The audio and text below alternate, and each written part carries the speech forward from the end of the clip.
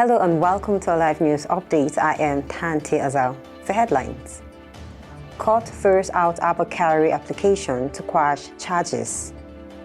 On the foreign scene, Tanzania detects first ever cases of highly fatal Marburg viral disease. In sports, Victor Osimhen prosecutors ask for 6 months extension. And in entertainment, Artus Frank blasts its shaming wife. This is Alive TV. Now the news in detail. The Federal High Court in Abuja has dismissed an application by a suspended Deputy Commissioner of Police, Abba Kyari, seeking to strike out charges against him. In his ruling on Wednesday, Justice Emeka Nweti dismissed the application on the ground that the court has the exclusive right and jurisdiction to hear drug-related cases as enshrined in the Constitution of the Federal Republic of Nigeria and the National Drug Law Enforcement Agency Act. Kyari had told the court that the charges against him were premature, insisting that the NDLEA ought to have allowed police to exhaust its internal machinery before it instituted the action. He told the court that the police had already commenced an investigation into allegations against him and issued an interim report. They were also charged with dealing in cocaine without lawful authority, conspiracy to tamper with cocaine, and unlawfully tampering with the 21.35 kg of cocaine seized from 2 convicted drug dealers. On other stories, President Muhammadu Buhari presides over the Federal Executive Council meeting at the Council Chamber of the Presidential Villa, Abuja.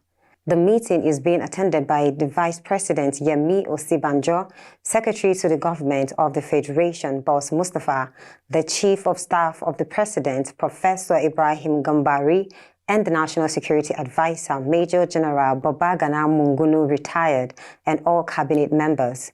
With 9 weeks to the end of the regime, Wednesday's meeting featured memoranda from key ministries handling projects that are expected to be completed before May 29th.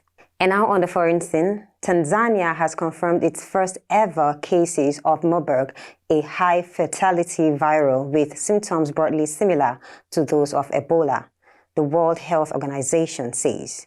WHO says that the confirmation of the disease by Tanzania's National Public Laboratory followed the death of 5 of 8 people in Tanzania's northwest Kagera region who developed symptoms which include fever, vomiting, bleeding, and renal failure. Among the dead was a health worker. The 3 who survived were getting treatment, with 161 contacts being monitored.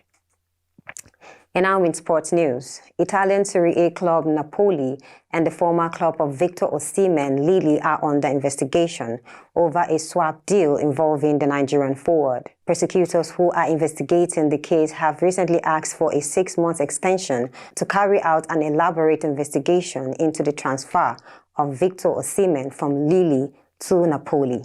Osimhen left French Ligue 1 club Lille for Italian Serie A club Napoli on September 1st, 2020. The Italian side paid a club record transfer fee of £70.1 million to acquire the services of the 24-year-old striker. However, an investigation in Italy shows that £17.5 million of the total amount allegedly paid to Lille were made of 4 players who moved from Napoli to the French side. Investigations show that these players didn't join Lille as claimed, as their deals were immediately cancelled after Osimhen's move was sealed. The players in question are now playing for non-league sides.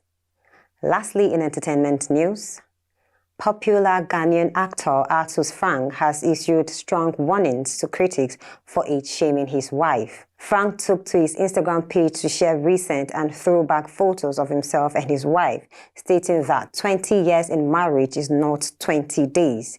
He further warned those age-shaming his wife to leave her alone because he did not marry her age. The thespian added that he married a woman he is comfortable with and not because of her age. Thanks for watching. Do have a great day ahead.